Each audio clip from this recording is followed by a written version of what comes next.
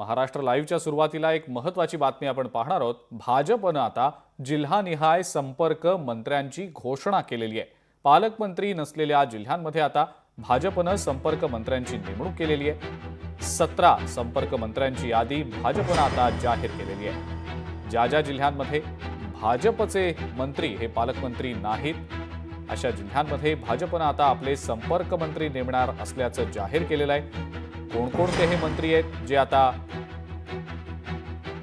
संपर्क मंत्री म्हणून काम करतील, आपण त्यांची नावं सध्या पाहूया। गोंदियामध्ये डॉक्टर पंकज भोयर हे संपर्क मंत्री असतील, तर बुलढाण्यामध्ये आकाश फुंडकर हे संपर्क मंत्री असतील।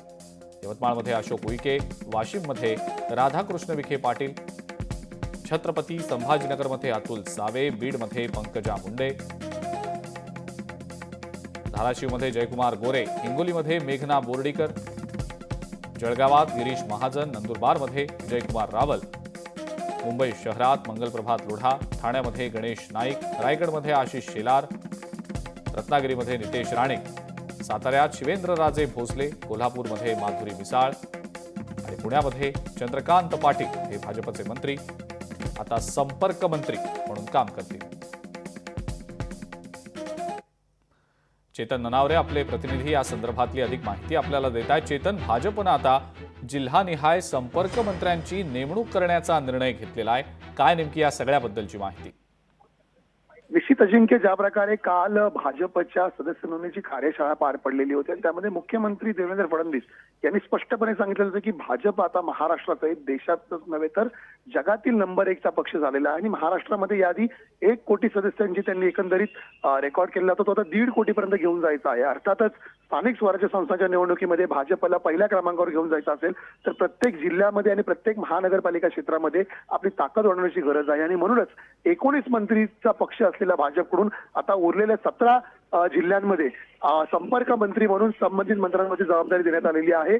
इतकंच नाही तर ज्या ठिकाणी शिवसेना आणि राष्ट्रवादीचा वाद आहे त्या ठिकाणी सुद्धा भाजपने आपले संपर्क मंत्री नेमलेले आहेत। विशेषतः आपण रायगडचं जर म्हणायला गेलं तर अद्यापही रायगड नाशिकच्या बाबतीमध्ये तिढा सुटलेला नाहीये, मात्र नाशिकच्या पालकमंत्रीपदी जी नियुक्ती झालेली होती गिरीश महाजन यांची, त्या ठिकाणी मात्र कुठलाही संपर्क मंत्री भाजपने दिले नाहीये। या अर्थी नाशिकच्या जागेवरती भाजप ठाम दिसून येत आहे।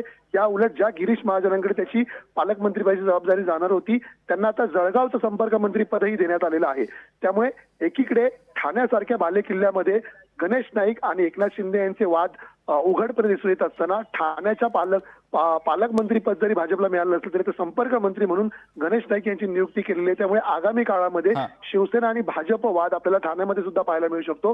तसाच प्रकार आपल्याला पुण्यामध्ये सुद्धा पाहायला मिळतो। चंद्रकांत दादांकडे याची जबाबदारी देण्यात आलेली आहे। त्यामुळे राष्ट्रवादी आणि भाजपमध्ये कुठेतरी कुरघोडीचं राजकारण आपल्याला पुण्यामध्ये पाहायला मिळू शकतं।